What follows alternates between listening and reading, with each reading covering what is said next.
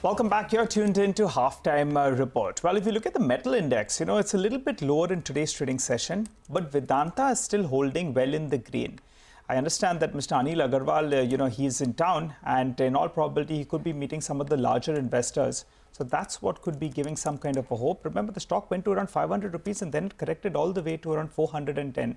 So that's why it's making up some part of that lost ground. So we'll stay tuned to any update coming in from the promoter entity. Well, let's focus on Bansal Wire Industries. That's the one in focus. We have Investec. They've initiated coverage, buy rating on the stock, and they've listed out a few factors to understand whether or not the management's vision is matching with what Investec has to say. We have Pranav Bansal, the Managing Director and CEO at Bansal Wire Industries. Hi, Pranav. Good day and good to see you, Win. Well, Investec has put on a whole host of points, and two factors that they have focused on is backward integration, and the other one is the foray into specialty steel wires as well. Let's focus on the backward integration first, on the stainless steel side of business. The stainless steel rods is what you're backing up your unit with.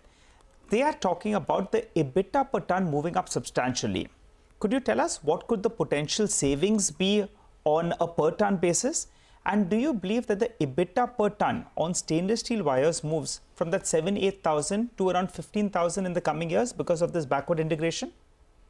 Yeah, sure. So just to give you a background on this product, we are already the largest stainless steel wire company in India. And with this backward integration, what it will help us do is, of course, increase our EBITDA, but in the same, with the same thing, we will also be able to increase our quantities. Right now, we do about 70,000-80,000 tons of stainless steel wire. With this backward integration, we are targeting a capacity of about 1.5 to 1.8 lakh tons. And definitely the EBITDA will almost double from the current 7,500 tons, 7,500 rupees per ton. It will go up to 15,000 rupees per ton after this backward integration. Got it. Okay. All right. So we got that part of it with regard to you'll do bigger volumes and also you'll double your EBITDA per ton on the stainless steel wire part of the business. Got it. The other factor they're talking about is your foray into specialty steel wires. That's through steel cord wires. What capacity are you looking at, and what will be the steel cord EBITDA per ton? I understand that it could be in the vicinity of 40 to 50,000 rupees per ton. Can you confirm? And what about the volume front? Yeah. So again, specialty steel wire is a segment that we are adding within this financial year. We've already started, or we will start within this financial year, a pilot project of 20,000 tons for steel cord. The potential for this product for us is 200,000 tons that we will add in the next 5 years in a phased manner. Right now, this is a good product for us right now because there is no other company. We will be the first Indian company to make this product. Right now, the demand is completely fed by imports and a Belgian company called Beck. Got it. What can be the EBITDA per ton, Pranav? Sorry, the line is a little scratchy, so I just want to understand what is the EBITDA per ton. I believe it's 40 to 50,000 rupees per ton. Can you confirm? And also, you're talking about 200,000 tons, but Investec, they have assumed only 70,000 ton of capacity, and you will manufacture around 35,000 tons. You want to counter that? Will you do better than that? So right now, the potential that we are looking at for this product is 200,000 tons. But yes, of course, this will be done in a phased manner. So by FY24, 25, 26, only some of it will be onboarding.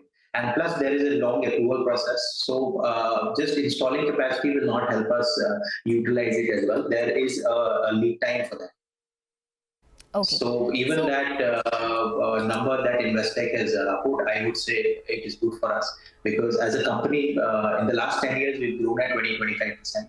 With only those numbers that Investec has put, we will be able to achieve a higher value, which is good for us. Okay. All right. But Pranav, if we have to talk about the whole business as a sales mix, based on the fact that you're also looking to get into these new segments, specialty steel wires, like you mentioned, and competition seems to be lesser within that space. What would your entire profile of sales look like? Say, for example, low carbon, high carbon stainless steel, say in the next 2 odd years? So we are in an industry where, being the second largest steel wire company in India, we only have 6% market share as a whole. So I would say there is a potential of growth in each and every segment. Yes, definitely. We are focusing a little more on specialty wire because this is a new vertical. But with that being said, all our three products, low carbon, high carbon, and stainless steel, will grow at its own pace as we have been. Plus, there will be a good increase in low carbon wires because of consolidation of our group structure. We are consolidating two of our group entities in this Bansal Wire, which will give us a big jump in low carbon wires. So as a whole, all our products are going to increase. In fact, we've already set a plan to increase our capacity by 2.5 times by the end of this year. And this will only keep on growing every year. Okay. So based on the amount of capex that you have, as of now, your balance sheet, I understand, is almost debt-free. So how exactly are you funding this capex? I think it's assumed to be around 2,000 crores in the next 4 years.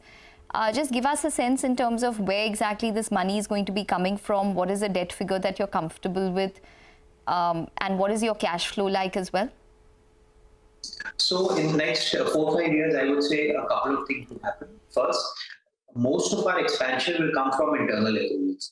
Because right now, all the debt that we had on the balance sheet is almost zeroed down because of the IPO money that we got. And in the future, also the kind of expansion that we are planning, this would only be funded by majorly internal accruals or some level of debt.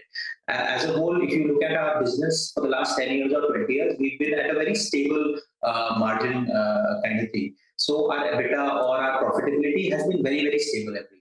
Therefore, we are also comfortable with a good amount of debt on our balance sheet in the future. Got it. And I think your operating cash flow is approximately 800 crores odd, so that's what's giving you some kind of confidence. Give us two more numbers. We look at volumes and a blended EBITDA per ton. Now, I'm looking at the Investec note. They are talking about you doing 505,000 tons in FY26. And from there on, they're saying that it will scale up close to around, you are guiding for around 600,000 tons. So could you tell us what is your estimate on the blended volume front, point number one? And the EBITDA per ton, I understand, as of now, you're doing around 8,000 rupees per ton. But because of the backward integration, because of the better mix, do you see it going to 10,000 rupees, say by FY27? So if you look at our numbers in the last 2 years, as a company, we've not actually been able to grow at the 20-25% that we have been, majorly because of the delay in the new facility that has now only started. Because of this facility, by the end of this year, our capacity will already be there for 600,000 tons. Now, whatever is what remains is for us to utilize it. And till now, we have been able to utilize all our expansion very well in the next 1 year or 2 years. And this is what we are hoping for in this expansion as well. With this, we are also adding a lot of new products other than just steel cord and backward integration. There are small products that we keep on adding every month. So with the mix of all of this, I think we are quite comfortable with what Investec has given us as a target for our sales. So, but for FY26, 600,000 tons should be doable, keeping in mind the Dadri facility comes on stream, which has the automation as well, with an EBITDA per ton of 9 to 10,000 rupees. Can we work with that? So, EBITDA per ton completely depends on the product mix. Whatever Investec is, I would say that we will try our best to focus on that.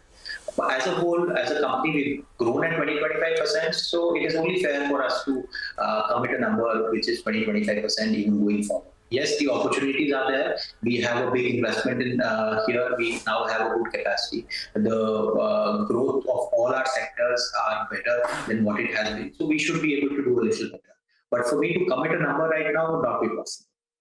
Okay, all right. But you seem fairly confident that you can go ahead and meet what Investec has done, and probably on some parameters you're looking like you can outdo that. So we'll hold you to these numbers, Pranav. It's been a good listing for you and a lot of excitement as well post this brokerage note. We look forward to having a chat with you and understanding further details with regard to your return ratios as well as your working capital cycle.